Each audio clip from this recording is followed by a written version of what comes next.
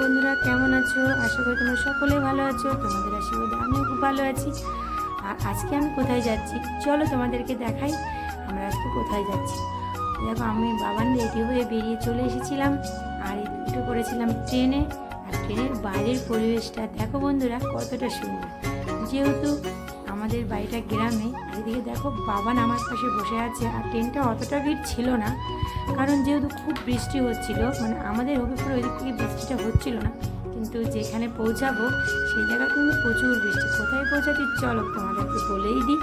যাচ্ছিলাম শান্তিপুর স্টেশনে, কারণ আজকে দেখো মা যাবে পুরীতে, তাই মাকে ছাড়তে যাব বলে তাই এসেছি আমরা শান্তিপুর স্টেশনে মায়ের সঙ্গে দেখা করতে। আর এদিকে দেখো এত লোকজনের ভিড় আর প্রচুর বৃষ্টি হচ্ছে। মানে আমি বাবান কোনো রকম একটু বসে আছে এক সাইডে, অনেকক্ষণ বসার অপেক্ষায়, মা তো আসছে না, তাই বাবান এই সাইডে নিয়ে আসলো কামরাঙ্গা মাখা। কামরাঙ্গা মাখা কি মানে কি বলবো, দেখতে যতটা সুন্দর লাগছে খেতে অতটা টেস্ট হয়নি।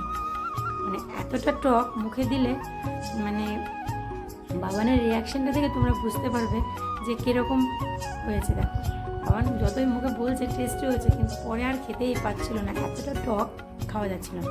ফাইনালি মামা টামা সবাই চলে এসেছে। এই জায়গাটা আমার মামা, ওই মামি, আরেকটা মামা এখানে। আর এদিকে সব ব্যাগপত্র, আর মা দেখো কাঁঠাল নিয়ে এসেছে আমাদের দেওয়ার জন্য। আর এদিকে দেখো মা, এই দেখো এটা আমার মা, বাবান, এটা মামি, সকলে বসে আছে ট্রেনের অপেক্ষায়। ট্রেন কিন্তু এখনও আসেনি, আমরা বসে আছি ট্রেনের অপেক্ষায়। চলো বন্ধুরা, আজকের মতন ভিডিওটা এখানেই